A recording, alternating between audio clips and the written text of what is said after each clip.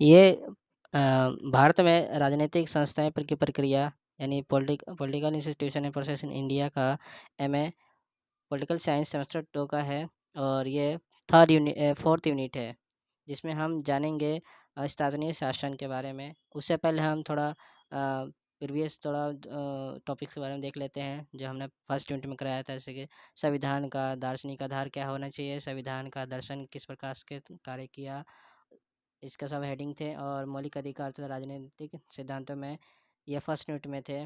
फिर second unit में हमने देखा था कि सरकारी संस्थाएँ और उनकी कार्यप्रणाली के किस प्रकार से कार्य कर रही हैं।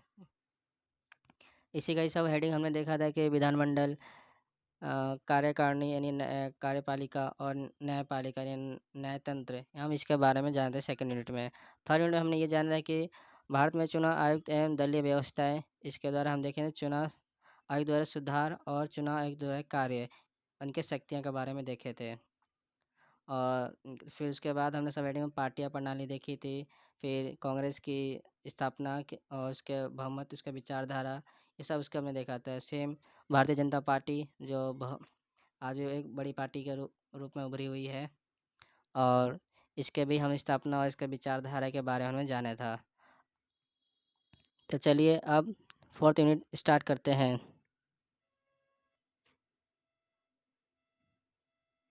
उससे पहले अगर आप चैनल पर नए हैं तो चैनल सब्सक्राइब कर सकते हैं, ताकि आने वाला वीडियो और भी मिले।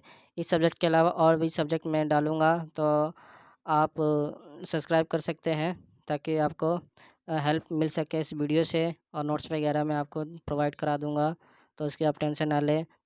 चलिए फोर्थ यूनिट स्टार्ट करते हैं। फोर्थ यूनिट सॉरी ये फोर्थ यूनिट है, फिफ्थ गलत हो गया, फोर्थ यूनिट है ये, टाइपिस्ट गलत हो गया था। फोर्थ यूनिट जो स्थानीय शासन के बारे में जानेंगे, लोकल गवर्नेंस। इससे पहले मैं थोड़ा आपको इसके बारे में बता दूं। इसका अधिनियम जो है स्थानीय शासन का 1992 में पारित किया गया था। यह भारत में पंचायती राज व्यवस्था लागू करने के लिए दिशा में एक बड़ा कदम था, जो स्थानीय स्वशासन की दृष्टि से इस संशोधन के अधिनियम के द्वारा पंचायती राज का गठन किया गया।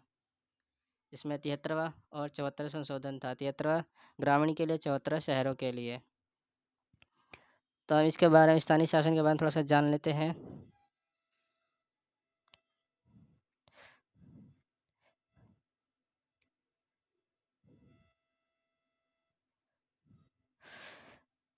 स्थानीय शासन में शासन के एक महत्वपूर्ण पहलू है, जो संविधान से निर्मितकर्ताओं के द्वारा प्राथमिकता दी गई थी, जिसने शासन के इकाइयों को संदर्भ में जनता के निकट स्तर पर, जैसे कि गांव, पंचायत, नगरपालिका, जिला स्तर पर ये निम्नलिखित है।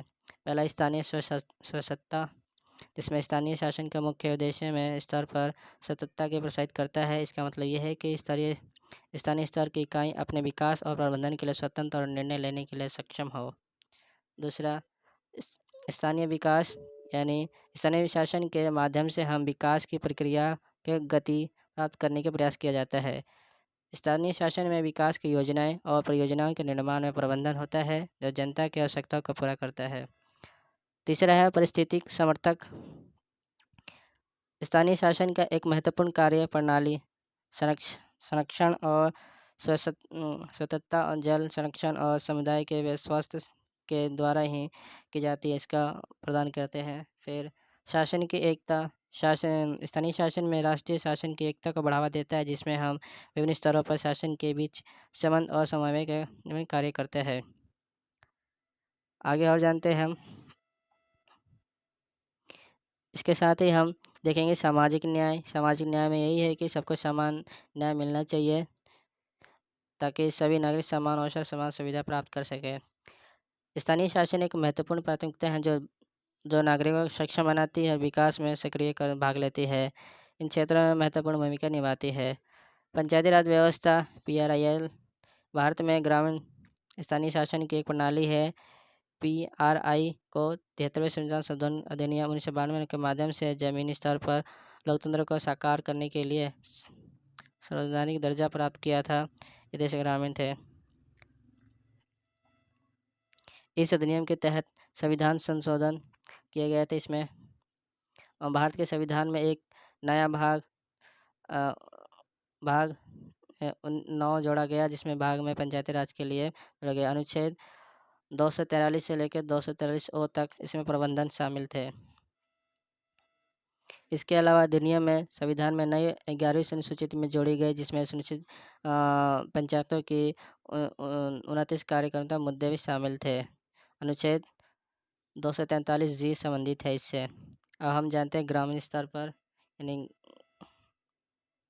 यानी कि ग्रामीण शासन 73वां संविधान संशोधन 73वां है ये 43वां। ग्रामीण शासन में स्थानीय स्तर पर प्रबंधन महत्वपूर्ण भूमिका शुरू करती है। इसमें निर्णय लेने की प्रक्रिया खुद के पास होती है। और अगर हम इसकी विशेषताएं की बात करें तो हम पंचायती राज व्यवस्था जो ग्रामीण स्तर पर मूल्य तत्व प्रणाली राजतंत्र है, जिसमें गांव के निवासियों को स्वतंत्रता और प्रशासनिक निर्णय में अधिकार होता है। ग्रामीण पंचायत, ग्राम सभा और ग्राम समितियां किसकी प्रमुख होती हैं। विकास की कार्य बात करें तो हम पंचायती राज व्यवस्था में गांव के विकास कार्यता प्रोत्साहित करती है और उनमें प्रबंधन करती है, जिसमें सड़क, पानी, बिजली, शिक्षा, स्वास्थ्य और समुदाय के सुनिश्चित करती है। सारी सुविधाएं इसमें आती है। थर्ड तो हम देखेंगे कि जन सहभागिता ग्रामीण शासन की एक महत्वपूर्ण विशेषता जन सहभागिता है, जिसमें हम स्थानीय स्तर पर निर्णय लेने की प्रक्रिया और गांव स्तर में शामिल करती है। फोर्थ है हमारा गांव विकास की योजना नियोजन, जो पंचायती राज व्यवस्था गांव योजना के तहत तैयार करता है, इसमें कार्यता और संचालन करती है। आगे हम जानते हैं कि संरक्षण प्रबंधन का कार्य भी इनके पास इसके जल, वन और इसका संसाधन इनके पास निर्णित होती है। सातवां है सुरक्षा कल्याण। ग्रामीण शासन में एक महत्वपूर्ण कार्यता प्रस्तुत करती है, इसमें गरीबी कल्याण योजनाएं, वृद्धा कल्याण और अन्य मानवीय योजनाएं शामिल की जाती है। अगला हमारा है ग्रामीण रोजगार, जैसे कि मनरेगा आया था।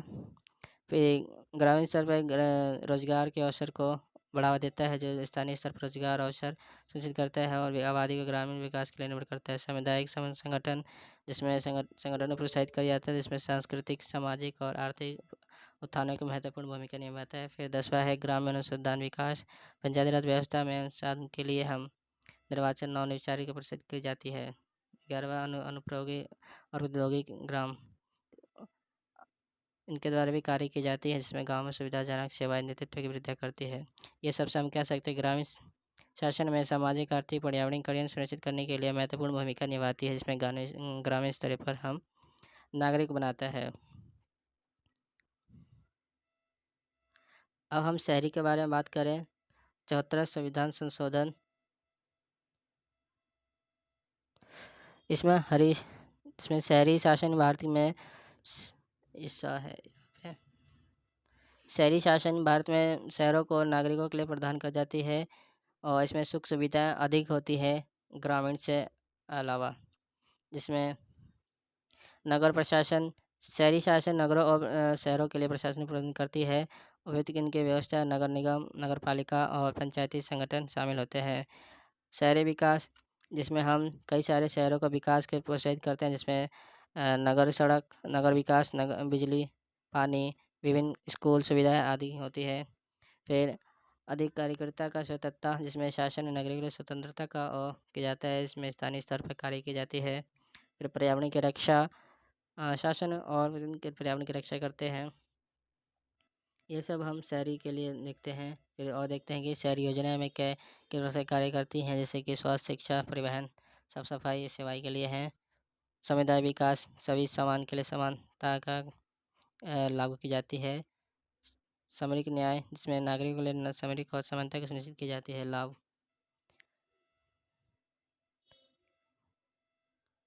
शहरी शहरी के बारे में हम जाने कि लोकतंत्र के विकेंद्रीकरण के उद्देश्य से हम की जाते हैं। भारत में 8 प्रकार के शहरी स्थानीय विद्यमान है, जैसे नगर निगम, नगर पालिका, अनुसूचित जनजाति और समितियाँ, दिल्ली छावनी, टाउन हाउस, बंदरगाह, ट्रस्ट और विशेष योजनाएं शामिल होती है।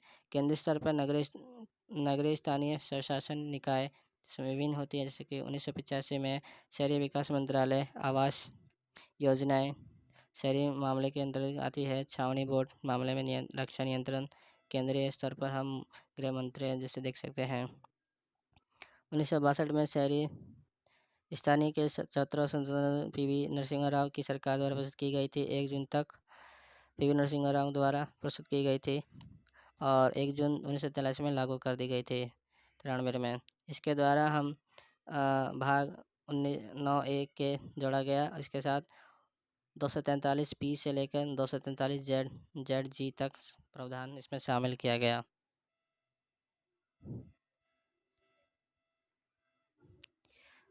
फिर हम इसकी विशेषताएं की बात करते हैं। नगर